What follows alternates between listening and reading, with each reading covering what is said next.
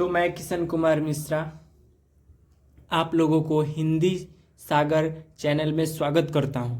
तो हम लोगों का कल का टॉपिक वर्ण विचार था जो कि वह ख़त्म हो चुका है। कल उसका टॉपिक ख़त्म हो गया, तो मैं आप लोगों के लिए एक फिर से नया सा टॉपिक लेकर आया हूं जिसका नाम संज्ञा है। तो आज हम लोग संज्ञा के बारे में पढ़ाई करेंगे। संज्ञा क्या क्या होता है, संज्ञा क्या है, संज्ञा क्या होता है, संज्ञा की परिभाषा, संज्ञा के कितने भेद होते हैं, उस सब के बारे में हम आज जानेंगे।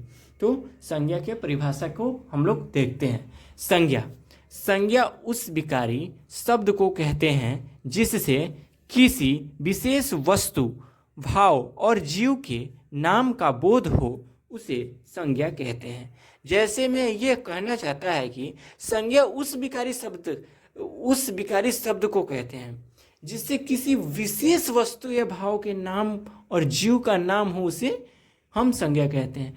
तो इससे हम यह समझते हैं कि दुनिया में कोई भी वस्तु का जो नाम होता है उसे हम संज्ञा कह सकते हैं। जैसे में कुर्सी, टेबल, किशन, राधा, राम, मोहन, आम, जो भी कुछ भी वस्तु का और व्यक्ति का नाम होता है उसे हम क्या संज्ञा कह सकते हैं। तो अब देखते हैं संज्ञा के कितने भेद होते हैं, कितने उसके प्रकार होते हैं।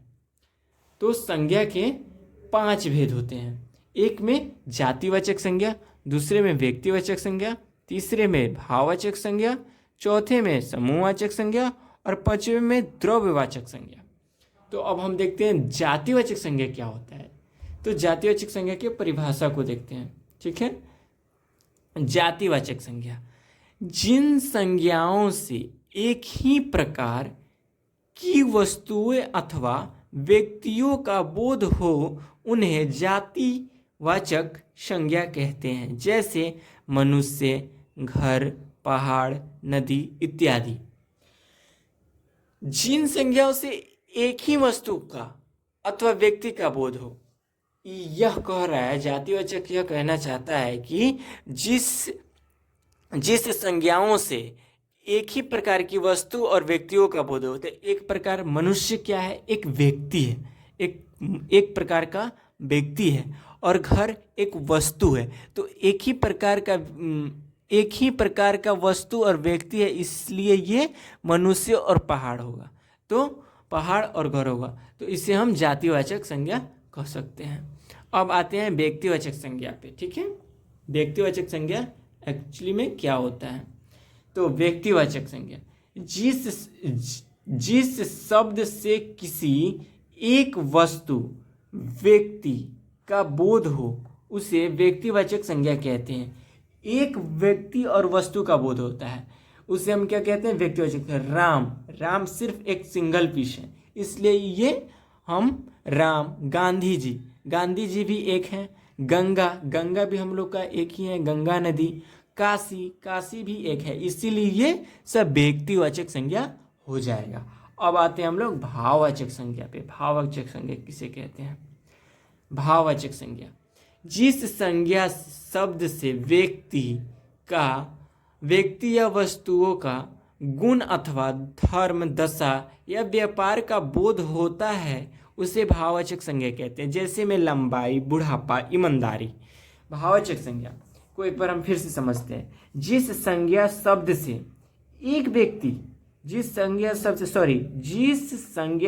से व्यक्ति या वस्तु के गुण धर्म का पता चलता है उसे हम भाववाचक संज्ञा कह सकते हैं।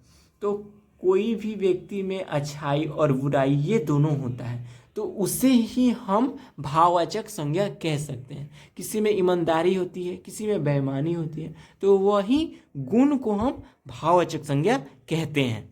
अब आते हैं हम लोग समूहवाचक संज्ञा पे। समूहवाचक संज्ञा किसे कहते हैं। ठीक है, जिस संज्ञा से वस्तु अथवा व्यक्ति के समूह का बोध होता है उसे समूहवाचक संज्ञा कहते हैं। ये कह रहा है जिस संज्ञा से वस्तु अथवा व्यक्ति के समूह का बोध होता है, व्यक्ति या वस्तु के समूह का बोध होता है, उसे हम समूहवाचक संज्ञा कहते हैं। तो व्यक्ति का समूह देखते हैं। व्यक्ति 10-12 आदमी एक साथ जो रहता है उसी को हम समूहवाचक संज्ञा कहते हैं। जैसे मैं क्लास में, स्कूल में 10-12 बच्चे, 100-150 स्टूडेंट एक साथ पढ़ाई करते हैं, तो उसी झुंड को, उसी समूह को हम समूहवाचक संज्ञा कहते हैं। अब देखते हैं वस्तुवाचक संज्ञा, वस्तु का। तो वस्तु में हो जाएगा अंगूर का गुच्छा, आम का केला का गुच्छा, ये सब हो जाएगा हम लोगों का समूहवाचक संज्ञा। अब आते हैं हम लोग द्रव्यवाचक संज्ञा, किसे कहते हैं उस पे। द्रव्यवाचक संज्ञा, जिस संज्ञा से नाप तौल वाली वस्तु का बोध हो उसे द्रव्यवाचक संज्ञा कहते हैं। जैसे लोहा, सोना, चांदी, दूध, पानी, तेल इत्यादि। ये द्रव्यवाचक संज्ञा ये कहना चाहता है कि जिस संज्ञा से नापा तौलने का बोध होता है उसे हम द्रव्यवाचक संज्ञा कहते हैं। तो हम सटीक में ऐसे बोल सकते हैं कि जो भी चीज नापा या तौला जाता है उसे हम द्रव्यवाचक संज्ञा कहते हैं। तो आज हम लोगों का ये संज्ञा का टॉपिक खत्म होता है। तो हम लोग फिर से एक नया सा टॉपिक लेकर आएंगे कल। तो आज के लिए धन्यवाद। जय हिंद, जय भारत।